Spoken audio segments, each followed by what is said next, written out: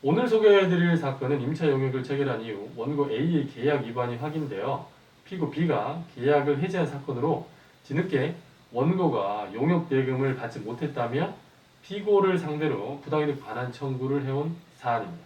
웅변이 소규모 영세 자영업자인 B의 의뢰를 받아 간단하게 답변서 작성을 도와준 사례입니다. 사생활보호 차원에서 세부 사항에 관해서는 밝히지 못함을 양해해 주시기 바랍니다. 먼저 원고가 제출한 소장을 바탕으로 원고 주장의 핵심 요지를 살펴보겠습니다. A가 B에게 세탁기 임차 용역을 제공하고 피고로부터 용역 대금을 지급받기로 하는 내용의 세탁기 임차 용역 계약을 체결하였는데 피고가 정당한 사유 없이 계약을 해지하고 그 원제 이후로 계약이 해지된 이후로 용역 대금을 지급하지 아니하였는 바 피고는 원고에게 그 용역 대금을 안 주기 시작한 날로부터 임차 용역 기간 만료일까지의 용역 대금 상당의 9천만 원을 부당이득으로 반환할 의무가 있다고 주장해 왔습니다. 요약하면 왜 피고는 원고에게 줘야 할 돈을 안 주고 피고가 그 돈을 먹고 있는 것이냐, 그 돈을 원고에게 돌려달라는 것이 원고 주장의 핵심입니다. 그러나 웅변은 아래와 같은 이유로 인해 원고 이 사건 청구는 이유 없다고 답변서를 작성해 주었습니다. 원고의 부당이득 반환 청구가 말이 되려면 피고가 법률상 원인 없이 용역대금을 지급하지 않은 것이어야 합니다. 그런데 피고가 용역대금을 지급하지 않은 데는 그 이유가 있습니다. 즉 법률상 원인이 있는 것입니다. 요약하면 피고가 원고에게 돈을 주지 않고 자신이 그 돈을 보유하고 있는 것이 전혀 부당하지 않다는 것이 피고 주장의 핵심입니다. 피고가 용역대금을 지급하지 않은 이유는 용역대금 지급의 원인이 되는 계약이 해지되었기 때문입니다. 이 사건 계약 해지가 적법하게 이루어진 것인지 보려면 먼저 계약 내용을 살펴보아야 합니다. 이 사건 계약 내용은 이러합니다. 그 중에서도 계약서 특수조건, 이제 몇 조 몇 항 몇 호에 다음과 같은 문구가 있었습니다.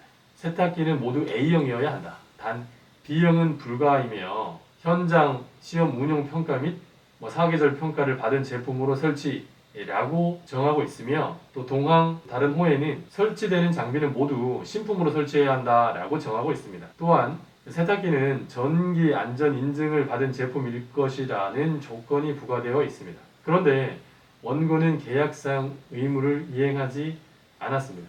한마디로 하면 전기 안전 인증 받은 제품 설치하기로 해놓고 약속 안 지킨 건 원고입니다. 원고가 설치한 세탁기는 전기 안전 인증을 받은 제품이 아니었습니다. 원고는 세탁기를 설치함에 있어 전기 안전 인증을 받은 제품을 설치할 계약상 의무가 있었습니다. 그러나 원고가 설치한 물건 30대 중 25대는 땡땡사에서 제조한 땡땡 제품이었습니다. 이 땡땡 제품은 관련법에 따라 안전인증 대상의 전기용품이었음에도 계약기간 시작일로부터 6달이 더 지나고 나서야 최초로 전기안전인증을 받았습니다. 즉 원고는 전기안전인증을 받지 않은 세탁기를 설치함으로써 계약상 의무를 위반한 것입니다. 안전인증을 받지 않은 전기용품을 판매, 대여하는 행위는 전기생활용품안전법 제25조 제2항, 제7조 제1항에 따라 3년 이하의 징역 또는 3천만 원 이하의 벌금이 부과될 수 있는 행위로서 계약 위반의 정도가 무겁다고 할 것입니다. 원고가 설치한 제품 총 30대 중 25대에 이러한 계약 위반이 있다는 것은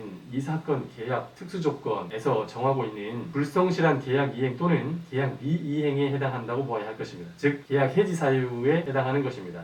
전기 안전 인증을 거친 것처럼 보이게 하려고 피고를 속이기까지 합니다.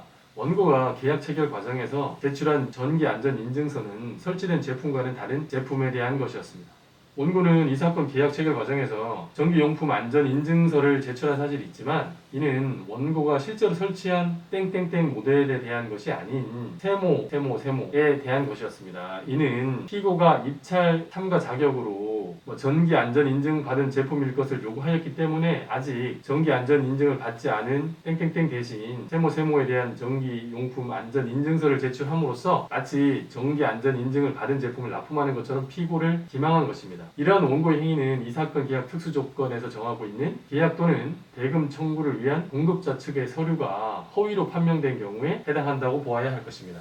이 역시 계약 해지 사유에 해당하는 것입니다. 또 신품 설치 의무가 있는데도 중고 제품을 설치하였습니다. 원고가 설치한 제품 중 일부는 신품이 아니었습니다. 원고가 설치한 25대의 제품 중에서 최소 한 대는 제조사인 주식회사 땡땡이 제조해서 어디에 납품한 적이 있는 제품으로 확인되었습니다. 이는 원고가 이 사건 계약 특수 조건에서 정한 신품 설치 의무를 위반한 것입니다. 그렇다면 원고는 이 사건 계약상 의무를 위반했다고 할 것이고 특수 조건에서 정한 각 해지 사유가 존재하므로 피고의 계약 해지 통보는 적법한 것이었습니다. 따라서 피고의 계약 해지가 부적법하다는 것을 전제로 부당이득의 반환을 구하는 원고 이의 사건 청구는 이유 없습니다. 이와 같은 이유로 원고 이의 사건 청구는 이유 없으므로 원고의 청구를 기각하여 달라고 답변서를 작성해서 제출했습니다. 다행히 재판부가 피고의 주장을 받아들임으로써 원고의 청구를 기각하여 주었습니다. 웅변의 의뢰인이 승소한 것입니다. 정리하겠습니다. 어느 날 문득 느닷없이 말도 안 되는 소장을 받아들일 수 있습니다.